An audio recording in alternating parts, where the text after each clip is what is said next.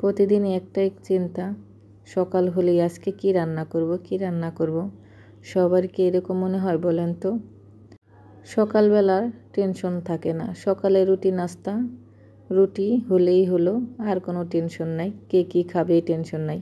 দুপুরেরটাই যত ঝামেলা, আর রাতেরটাই যে আমি কোনটা রান্না করব, কে বা আবার বলবে এটা ভালো লাগে নাই, অন্য কিছু রান্না করলেই পারতে। এইটাও বড় একটা ঝামেলা। তো অনেকটা টেনশন করে চিন্তা ভাবনা করে রুই মাছ নামিয়ে নিলাম, টমেটো দিয়ে ভুনা করব। আর অল্প একটু ভুঁড়ি ছিল, সেই ভুঁড়ি রান্না করব। তো খুবই অল্প পরিমাণে সেই ভুঁড়ি বের করে কয়েকটা আলু কেটে নিয়েছি। আর এদিকে মাছ ভাজতে আমি বসাই দিলাম রুই মাছ। আর এই যে ভুঁড়ি এখনও বরফ ছাড়েনি, গরম পানিতে ধুতে হবে, অনেকটা এখন ঝামেলা আছে। মা ভালো করে পরিষ্কার করে রেখেছে, তারপরও অনেকটা দিন ফ্রিজে ছিল তো, এখন আমি গরম পানি দিয়ে ভিজে রেখে অনেকটা সময় কসলায় ধুবো, তারপরে যে রান্না করব। আর এইদিকে যে মাছ ভাজছি, মাছ ভাজার মধ্যে অনেকটাই তেল আছে, এর জন্য তেলটুকু ঢেলে দিলাম, ওই তেল দিয়ে মাছ রান্না করব। আর যদি লাগে তেল দিয়ে দিলাম পেঁয়াজ। আর এই যে গরম পানি বসিয়ে রেখেছিলাম, গরম হয়ে গেছে, ভুঁড়ির মধ্যে দিয়ে দিলাম।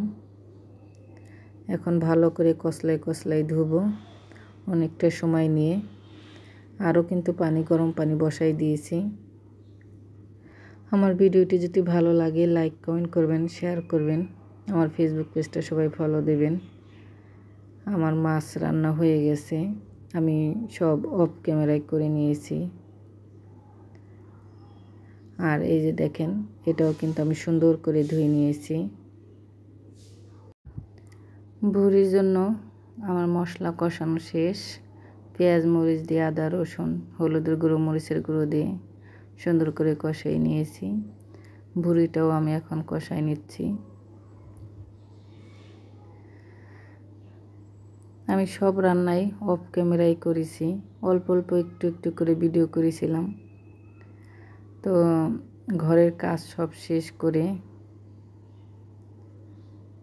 গোসল করে খেতে বসছি।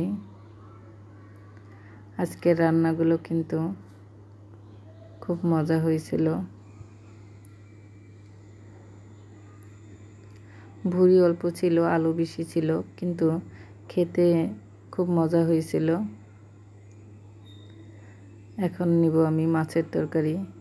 তো খেতে বিদায় নিচ্ছি। সবাই ভালো থাকবেন, সুস্থ থাকবেন। আজকে পর্যন্ত, আল্লাহ হাফেজ।